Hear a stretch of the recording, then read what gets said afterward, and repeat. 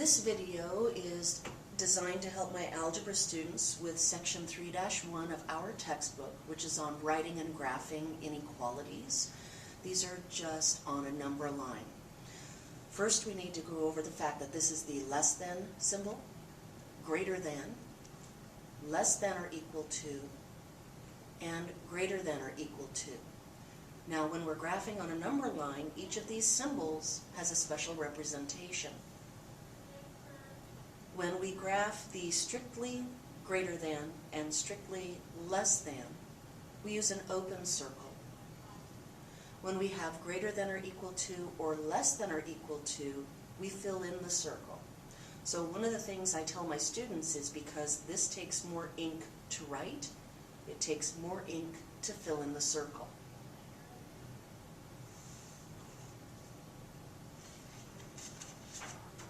So let's look at how to graph some.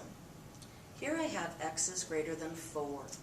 So on my number line, I want to write in the fact that I'm plotting the value of x. Here's 4, my solution as it were. According to what we just talked about, this is what kind of a circle? That's right, it's an open circle. And now, where are the x values, which is what my line's going to represent, greater than 4?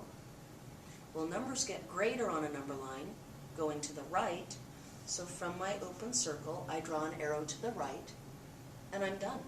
It's that simple. Let's look at our second example. X is less than or equal to 3. Here's my variable x.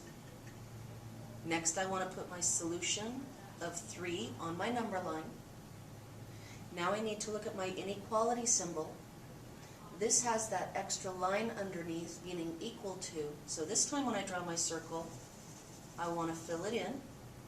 And now I have to ask myself, where do the x values become less than or equal to 3?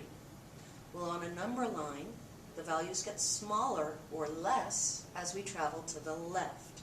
So this one has an arrow going to the left.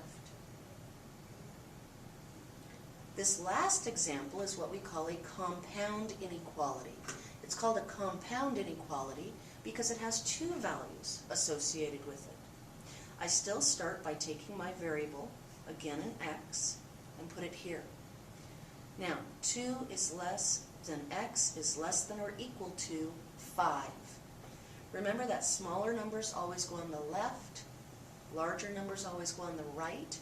So my 2 should go here, and my 5 should go here. What kind of circle should I put with my 2? I should put an open circle. What kind of circle should I put with my 5? I should put a filled-in circle. So again, I have an open circle at 2, a filled-in circle at 5, and now this says that the x needs to live in between them. So I draw a line connecting them. So it kind of looks like a barbell or a dumbbell. Now, as a formative assessment, I would like you to try these 4 problems. On a number line, I want you to plot x is greater than 4, x is less than negative 3,